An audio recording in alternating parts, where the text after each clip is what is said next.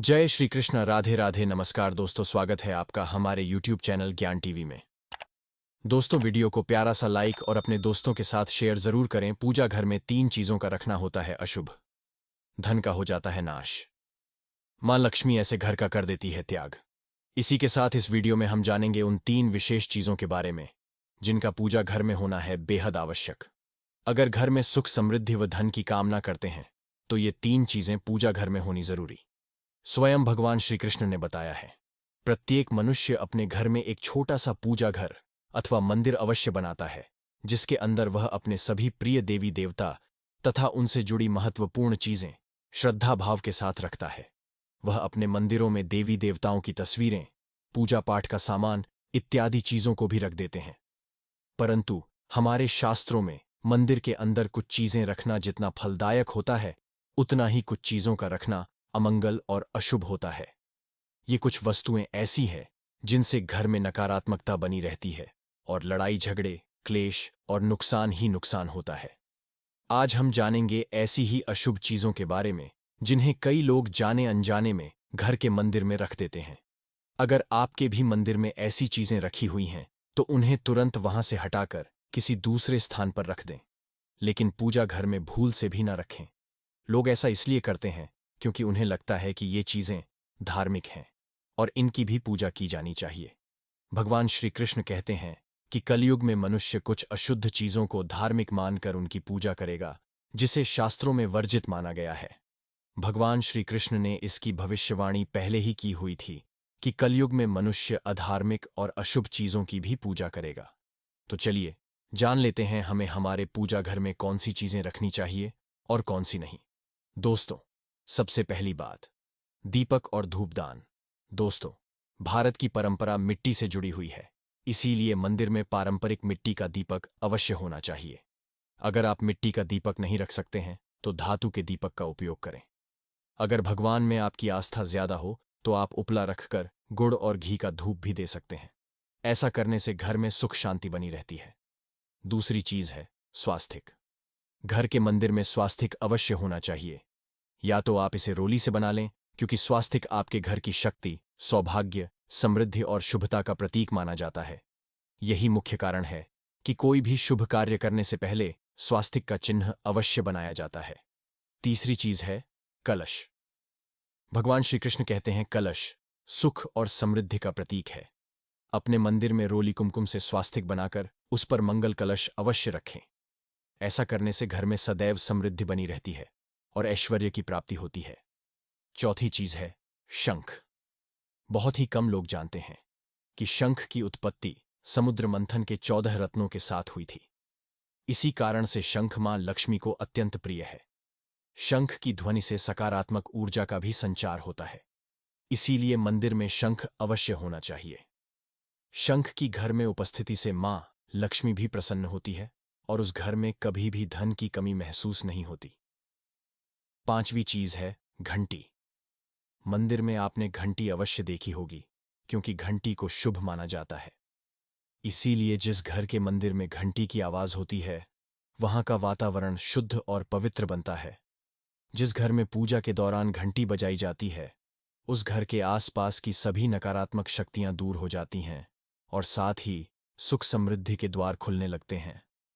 तो दोस्तों, ये हैं वो वस्तुएं जिन्हें घर के मंदिर में जरूर रखना चाहिए। आइए अब जान लेते हैं कि घर के मंदिर में कौन सी चीजें कभी भी नहीं रखनी चाहिए। सबसे पहली बात, गणेश जी की विषम संख्या में मूर्ति दोस्त पूजा।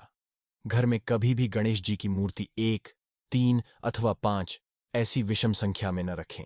अपने मंदिर में गणेश जी की केवल 2 मूर्तियां रखें। इसे शुभ माना जाता है। अगर आप अपने मंगल की कामना करते हैं तो गणेश जी की मूर्ति मुख्य द्वार पर अंदर की तरफ मुख करके लगा लें। कई लोग यह गलती करते हैं कि मुख्य द्वार पर गणेश जी की मूर्ति बाहर की ओर मुंह करके लगा देते हैं, जिससे उन्हें काफी नुकसान का सामना करना पड़ता है। अगर आप चाहें तो मुख्य द्वार के दोनों ओर लगा दें या फिर मुख्य द्वार के अंदर की ओर लगाइए, लेकिन खाली बाहर की ओर कभी भी नहीं लगाना चाहिए।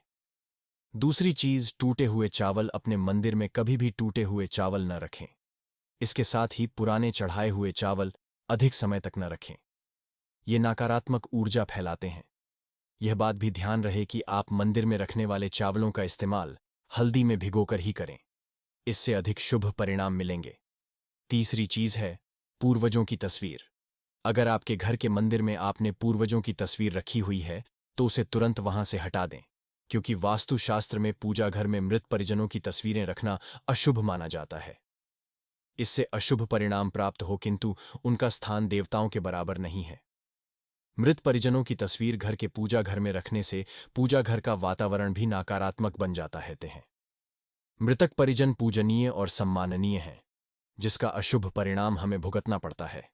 कई लोग साधु संतों, दो की मूर्तियां अथवा साधु संतों की तस्वीरें भी पूजा घर में रख देते हैं, लेकिन ऐसा करना अशुभ माना जाता है।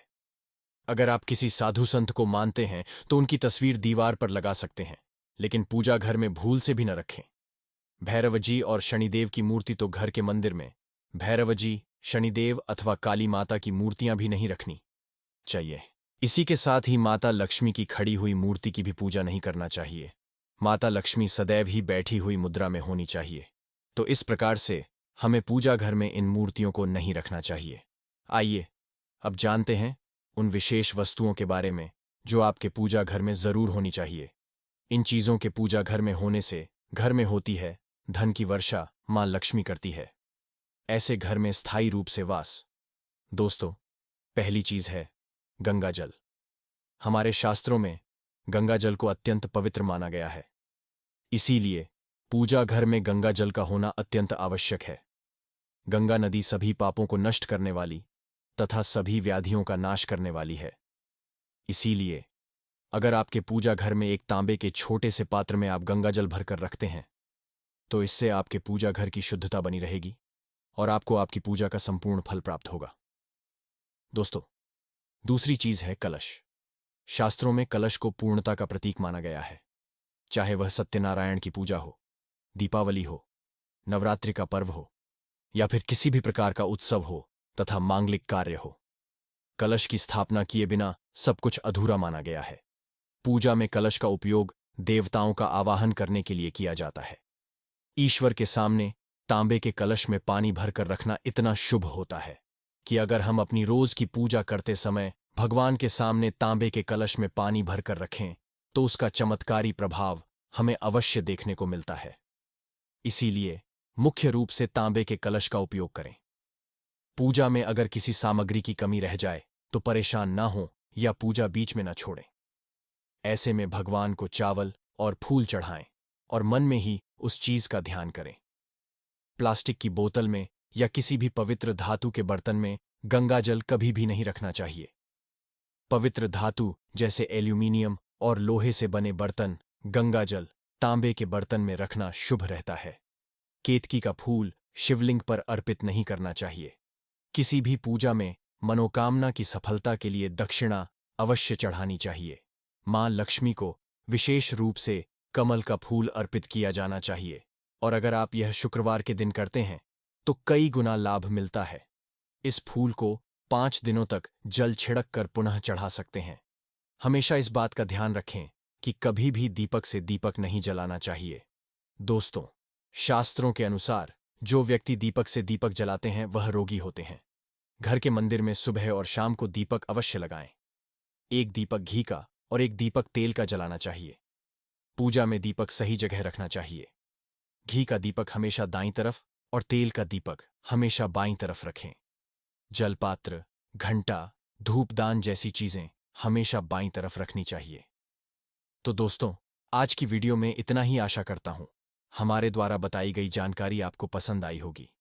दोस्तों, पसंद आई हो तो वीडियो को प्यारा सा लाइक और साथ ही अपने YouTube चैनल ज्ञान टीवी को सब्सक्राइब करना ना भूलें, ताकि हमारे आने वाली वीडियो आप तक जल्द ही पहुंच जाए। साथ ही कमेंट बॉक्स में जय मां लक्ष्मी जरूर लिखें। मिलते हैं किसी एक नई वीडियो के साथ, तब तक अपना ख्याल रखना। धन्यवाद।